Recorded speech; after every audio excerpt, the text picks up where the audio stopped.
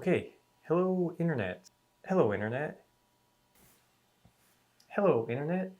So I Hello internet. I have a dream that I want to become a world-renowned expert in dough chemistry. And the way I want to do this is by writing a scientific textbook or cookbook, somewhere in between the two. If you've seen Kurt Zagat's videos, he wrote this book Immune.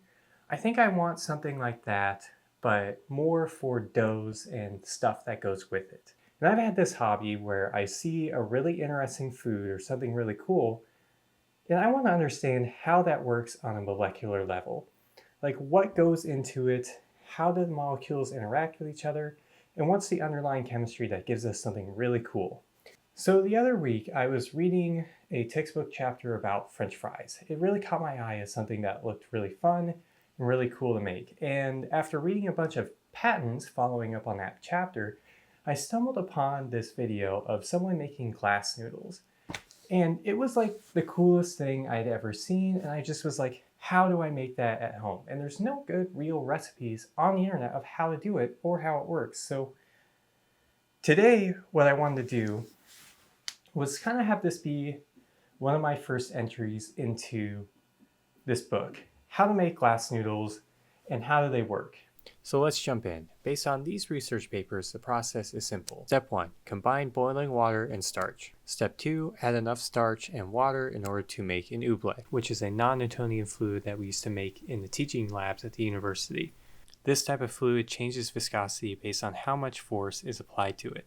Under light forces like gravity, it will flow, but if you press on it, the starch granules in the fluid will lock up with each other and prevent flow. This means that it's able to drizzle off your fingers, however, you can still pick it up and move it around, and if you try and press on it really hard, your finger or hand will just bounce right off of it.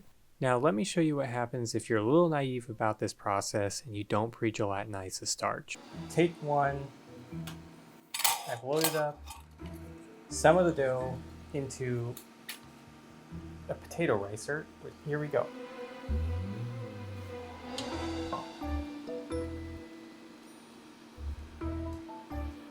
My fear is that the noodles completely disintegrate when they go into the...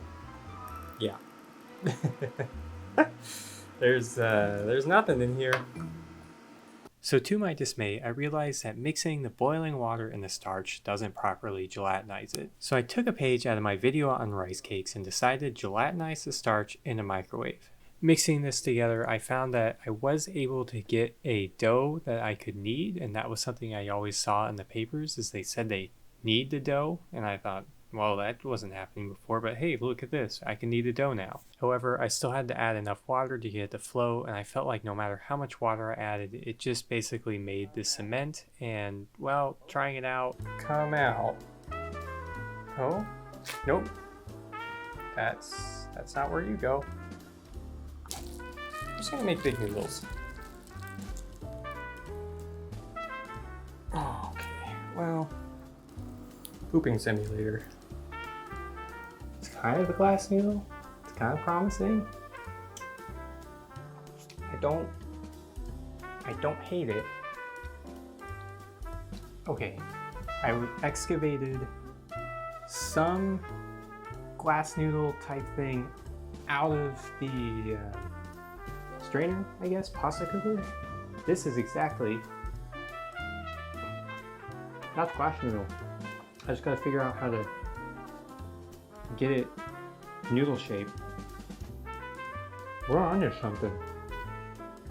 I got 1 hour. I've got 1 hour to finish this before I'm eating dinner. So I'm gonna do a quick run through off the camera and see if I can just do it. It's a little bit faster that way. And I will report back in with the boiling water. Okay, I think this is it. It's still the same as before. However, if I pick it up, it doesn't break apart. And I think that is the key to this, is you don't want it to break apart. So same recipe as before, I just blasted it in the microwave for like 30 seconds to pre-gelatinize the starch. And this seems like it.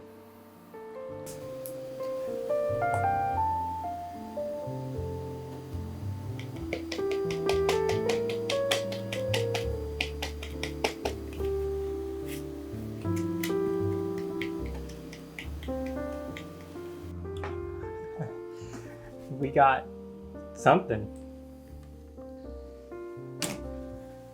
Guys, no freaking way. We made glass noodles, guys. And it only took 1 day. This never happens. Wow. This is what I was saying. I want to share this with people, man. I want to make freaking videos and maybe people try this on their own. Like, this is freaking so cool. Look at that. Glass noodles. My workstation. Disaster. But we did it. I'll redo it all, make it all pretty for you guys.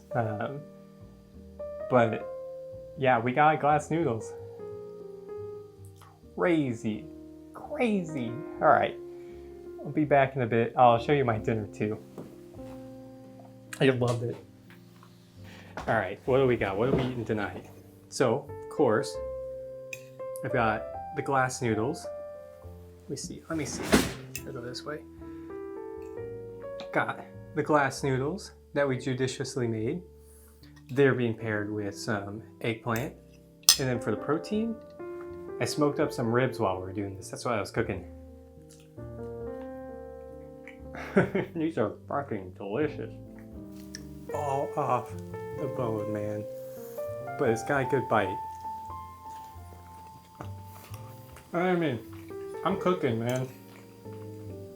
I got a lot to share with everyone, so enjoy the finalized recipe. And if you want to see me make a cookbook, textbook, whatever, follow along, subscribe, and tune in. Oh, and if you have any requests, always drop them in the comments. I'll make whatever, man. I got a lot of time on my hands.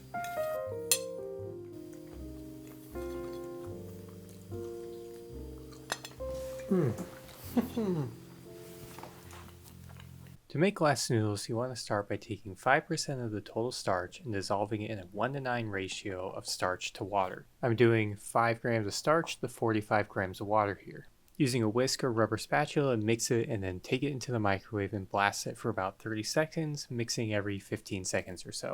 Stop heating the mixture when you get a mostly translucent jelly. You want it to be fairly loose so you can distribute it amongst the rest of the starch as a binder. Lightly whisk it into the rest of the water, 55 grams in this case, and don't overdo it because you want this mostly intact, but it's helpful to at least break it apart so you can integrate it into the starch a little bit easier.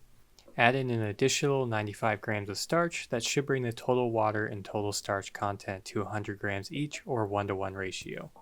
Now the next part is the trickiest because I could not find a definitive amount of starch to make it the correct texture. So if you see here, it's still really runny. It's not what we want.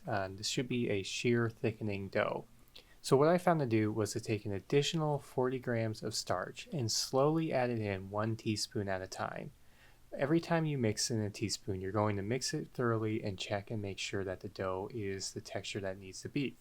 The easiest way to check the dough is to rub your finger across the surface. Keep adding starch if the dough does not tear and sticks onto your finger. You'll notice that as you keep adding starch, it's going to get thicker and thicker and start to leave streaks behind as you whisk it. However, you just want to make sure that you get the right consistency across your finger. This dough is looking pretty good. It's still a little bit sticky, so I'm adding a tiny amount of starch to it and going to mix it up. Unfortunately, I found that it takes anywhere from an additional 20 to 40 grams of starch to get it to the right conditions. It really depends on the type of starch and the humidity of that day. So as you can see here, if I move my finger quick enough, the dough does not stick to it, it resists flow, and if I move slowly, it still is a little sticky, and that's okay. The last test you want to do is make sure that you can pick up the dough and that it does not break as it drips back into the bowl. If it does break, you might need to add more water, but it's better to err on the safe side and just slowly add the starch so you don't have to add more water. If you over add too much water, then you have to add more starch and then more water again. You don't want to do this because you're going to dilute that gel network that we made earlier. So it's really important to get this right on the first try. So far, I found that transferring the dough into a Ziploc bag and cutting a tiny hole on the edge of it is the best way of dough delivery at the moment. I'm still going to keep experimenting and see if I can find a better method for this. Dispensing the dough is then going to be the next tricky part. You might not get this on your first try, and it does take quite a bit of practice. I'm not the best at it, but this is what I came up with. If you try and use force to squeeze out the dough, what's going to happen is you get these big globs coming out of it because it's very viscous and it's going to be inconsistent. Instead, what you want to do is wave the bag back and forth in a rhythmic motion to draw the dough out. You're going to have to experiment with the rhythm and the height from the dough in order to get it into the appropriate glass noodle size. The other benefit to doing it this way is that the noodles aren't going to stick to each other as they go into the water. The noodles are going to be cooked within 30 seconds to a minute depending on their size. Use a rubber spatula to make sure they're not sticking to the bottom, and once they float, they're ready to be pulled out and put right into an ice bath. The noodles won't be clear as they come out of the water, but once you start cooling them down, they're going to get that iconic glass noodle transparency. Don't let them hang out in the water too much because they will get soggy if they sit in this cold water too long. Afterwards, stir fry it in some seasoning and some sauces, and honestly, enjoy. It's pretty good.